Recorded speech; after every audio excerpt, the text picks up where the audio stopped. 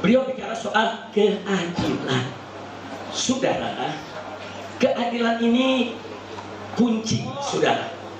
Keadilan ini magnet yang bisa menyerap, menarik rahmat Allah Subhanahu wa Ta'ala. Sebaliknya, ketidakadilan itu bisa mengundang azab. Ketidakadilan itu bisa mengundang musibah dan bencana, saudara. Dari mana saya bisa bicara begini? Yang bicara seperti ini bukan saya, tapi Nabi kita tercinta, Sayyidul Anbiya wal Mursalin, Nabi Yuna Muhammad alaihi wasallam. Suatu ketika, saudara, ada seorang perempuan dari kalangan terhormat dari Bani Makhzum, bagian dari suku Quraisy, terlibat dalam kasus pencurian. Kemudian Nabi memutuskan dengan hukum Allah Subhanahu wa Ta'ala bahwa si perempuan tadi, sekalipun kedudukannya terhormat, sekalipun berasal dari keluarga terhormat, tetap harus dipotong tangan. Kemudian ada segelintir sahabat resah, saudara. Bukan tidak terima putusan Allah, resah bukan tidak terima putusan Nabi, tapi mereka tahu, saudara, bahwa apa yang keluar dari mulut Nabi itu juga merupakan hukum. Sehingga mereka masih berharap, yuk lobi Nabi, yuk deketi Nabi, yuk bicarakan dengan Nabi. Siapa tahu ada dispensasi. Karena kalau ada dispensasi dari Nabi, berarti itu hukum. Diutuslah. Siapa yang diutus salah seorang sahabat? Yang diutus bukan sembarang orang. Yang diutus adalah anak, yaitu anak daripada anak angkat Nabi alaihi salatu wassalam, yaitu Usamah bin Zaid bin Harithah radhiyallahu ta'ala anhu. Oh, Nabi sayangnya sama Usamah luar biasa. Nabi perlakukan seperti cucu sendiri, seperti Sayyidina Hasan dan Sayyidina Husain, saudara. Nabi pangku, Nabi peluk, Nabi cium, saudara, semenjak kecil. Nah, begitu dewasa, orang inilah yang diutus untuk melobi Nabi, saudara. Apa masih bisa perempuan ini diberikan dispensasi, jangan dipotong tangan, berikan hukum yang lain, tapi tangannya jangan dipotong, karena sukunya, keluarganya Quraisy akan malu, saudara. Nah, ini namanya melobi. Nggak salah, sahabat nggak salah melobi Nabi, saudara. Kenapa saya katakan nggak salah? Karena mereka tahu kalau Nabi setuju itu jadi hukum, karena Nabi merupakan sumber hukum. Tapi apa yang terjadi? Begitu datang kepada Nabi, menyampaikan maksudnya, saudara. Pertama waktu datang disambut oleh Nabi. Nabi gembira, wajahnya cerah, senyum. Saudara, disambut kedatangan Usamah di rumahnya. Kemudian dipersilakan oleh Nabi duduk di dekat.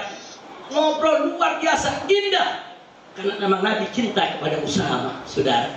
Singkat cerita, Usamah mencari-cari kesempatan kapan kira-kira yang tepat bicara kepada Nabi. Begitu lihat Nabi sudah senang, Nabi cerah, Nabi senyum, Nabi tertawa, baru Usamah mencoba masuk ke hajat utamanya, saudara. Begitu mulai cerita hajat utamanya, minta keringanan, saudara, kecerahan muka Nabi hilang, saudara. Senyum Nabi hilang, saudara. Yang tadinya Nabi senyum, cerah, hilang, saudara. Nabi dengarkan dengan seksama apa yang diminta, saudara. Setelah selesai Usamah bicara, apa kata Nabi? Ya Usamah, atasfa'u fi haddin min hududillah. Hei Usamah, kau ingin memberikan pertolongan kepada suatu hukum yang sudah ditetapkan oleh Allah. Jadi Nabi kasih kabar, ini udah ketetapan Allah, nggak bisa dirubah, dan nggak boleh saya ubah. Apa kau mau ubah ini ya Usamah? Ditegur oleh Nabi. Sudah. Tapi setelah itu Nabi kumpulkan semua sahabat. Ya Usamah, kumpulkan semua di masjid Nabi, sudah. Semua sahabat kumpul di masjid Nabi. Setelah kumpul, Nabi menyampaikan kepada sahabat. Kata Nabi, ada sekelompok orang. Nabi nggak sebut nama. Ini indahnya Nabi, sudah. Kata Nabi apa? Ada sebagian dari kamu yang mencoba untuk mendekati saya, untuk memberi keringanan hukuman kepada perempuan Quraisy, perempuan Bani Makhzum yang mencuri tadi. Lalu apa Nabi katakan? Ini yang dicatat dalam sejarah. Ini sumber keadilan yang luar biasa, saudara. Nabi mengatakan kepada seluruh sahabat yang hadir, Nabi sampaikan, innama halaka man kana qablakum.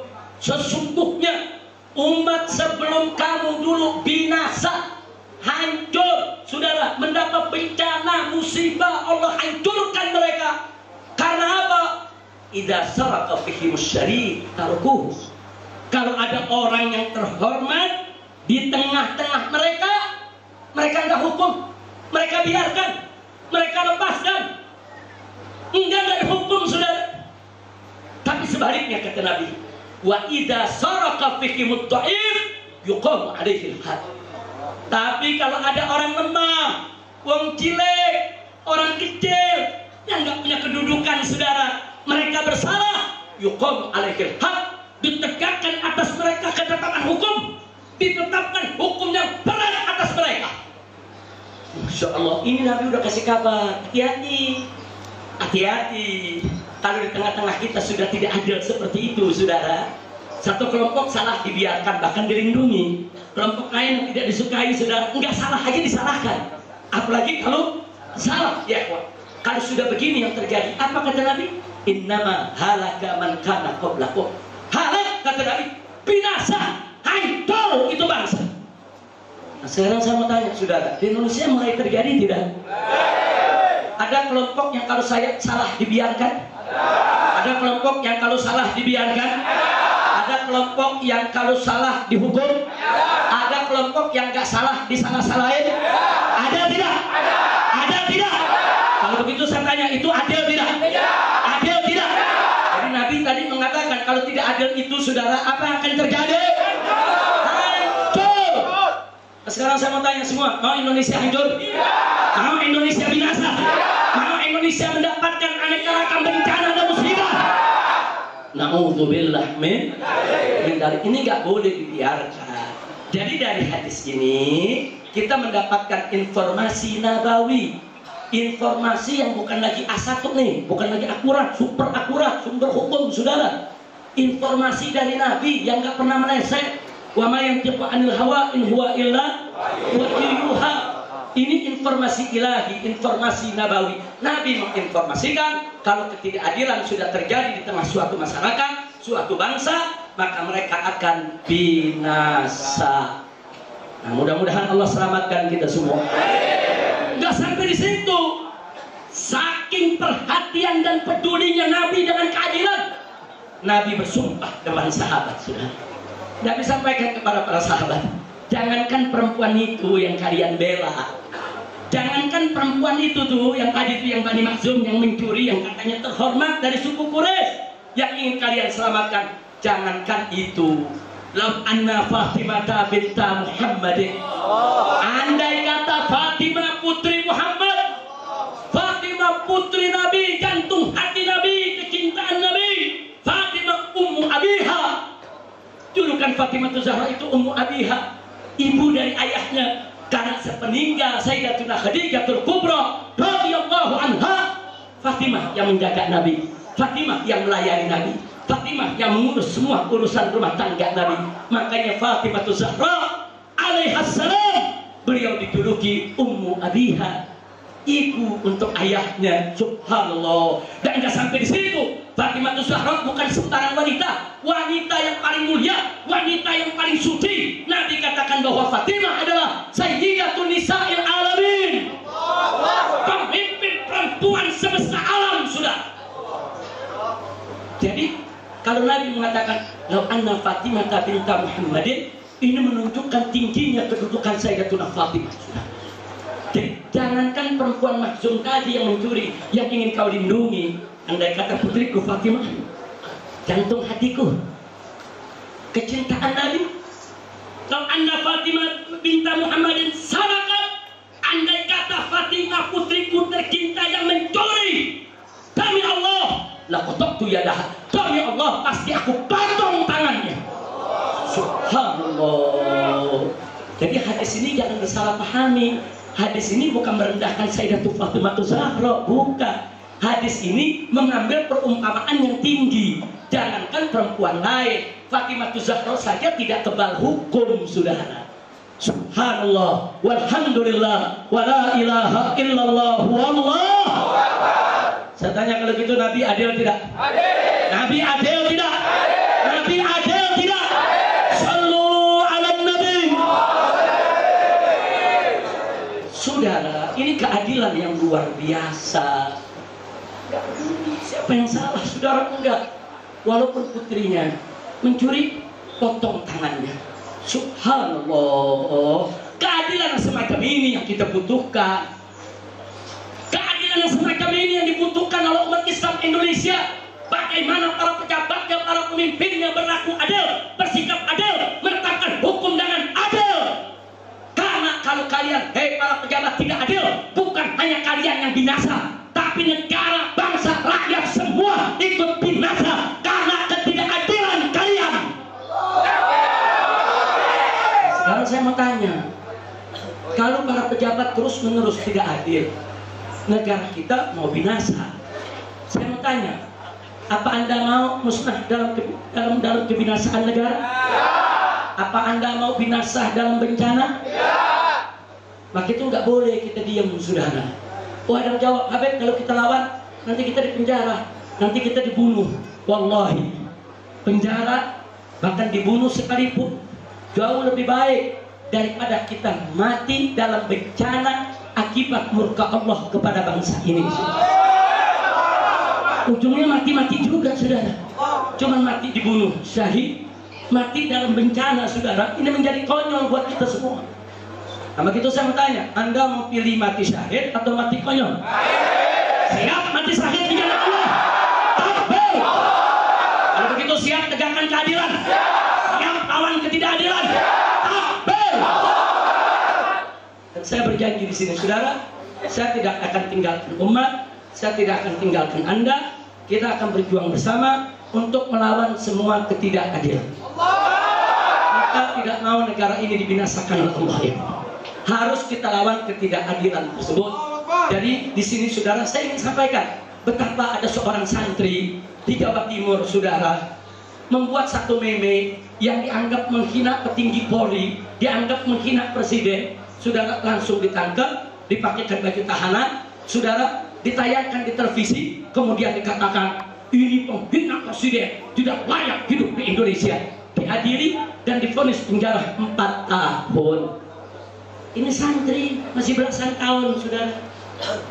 Tiba-tiba ada anak cukong Cina, saudara, dengan membawa foto presiden, dia caci maki, dia pukul-pukul, keluar sumpah serapah, kata yang tidak elok untuk kita contohkan, saudara. Bahkan dia ancam, saudara, presiden itu kacung dia mau bunuh, tidak disentuh oleh hukum sama sekali.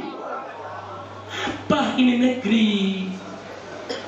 Tegakkan keadilan. Oh, menurut mereka, bahkan aparat keamanan di sini, saudara, menjadi juru bicaranya. Apa katanya? Oh, itu kan cuma lucu-lucuan, itu cuma bercanda.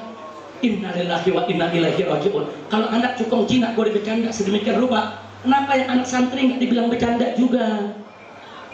Kenapa?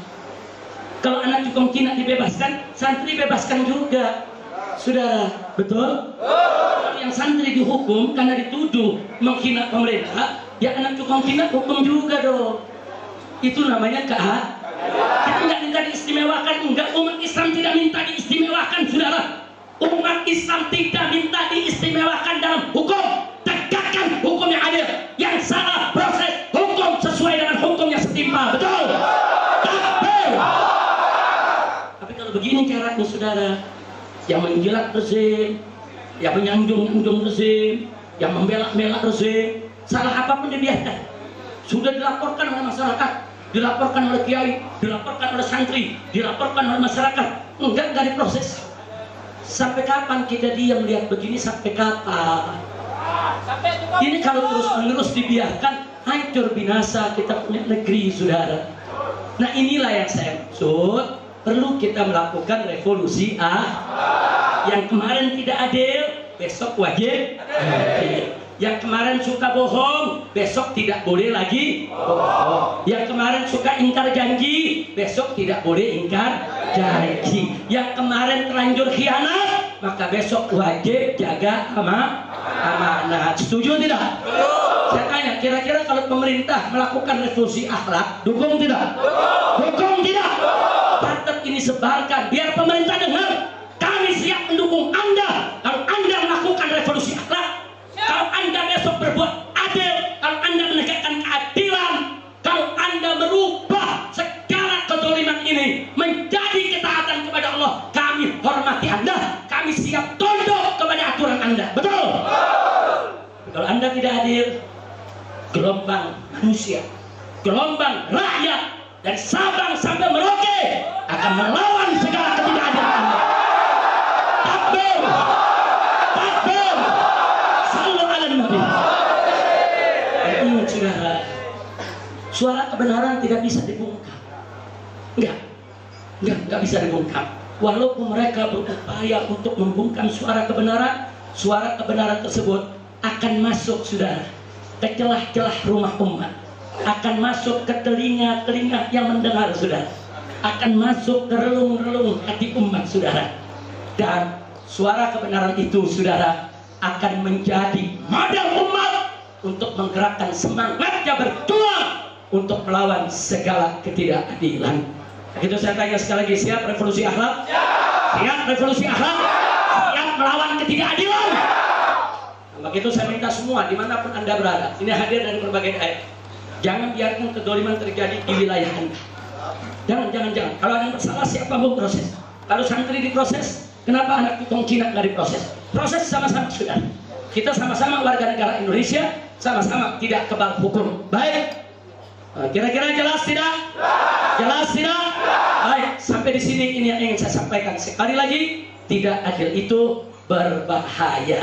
Makanya para ulama Ahlus Sunnah wal Jamaah menganjurkan kepada khotib-khotib Jumat, kalau khutbah Jumat, penutup khutbah Jumat, agar mengamanatkan umat. Innallaha ya'muru bil adli wal ihsan. Kita dengar setiap hari Jumat, saudara. Ini luar biasa Ahlus Sunnah wal Jamaah. Kenapa itu dicantumkan, saudara? Walaupun itu bukan syarat Jumat, bukan rukun Jumat, tapi dicantumkan dan diamalkan, saudara, oleh ulama-ulama Ahlus Sunnah di seluruh dunia.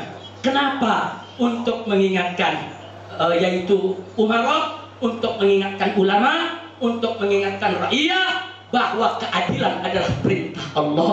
Dan jangan lupa al-adlu lil jami', justice for all. Keadilan itu untuk semua, sudah. Tidak boleh ada satu manusia pun yang diperlakukan tidak adil. Apapun agamanya, apapun sukunya, keadilan bukan hanya untuk umat Islam, sudah. Keadilan untuk semua manusia, bahkan untuk semua makhluk Allah Subhanahu wa ta'ala. Kita mesti adil terhadap binatang sekalipun. Kita mesti adil terhadap pohon, kita mesti adil terhadap lingkungan, apalagi terhadap umat manusia. Wajib untuk kita bersikap adil. Siap bersikap adil? Siap tegakkan keadilan? Takbir! Takbir! Sallu ala nabi. Nah, inilah kita maksud dengan revolusi akhlak yang ada. Enggak, kita enggak peduli ya kawan, apapun resikonya. Resikonya paling tinggi mati. Paling tinggi apa? Orang berjuang mati, yang nggak berjuang mati. Orang sakit mati, yang nggak sakit mati. Orang kena corona mati, nggak kena corona mati. Mati, yang ditembak mati, yang nggak ditembak mati.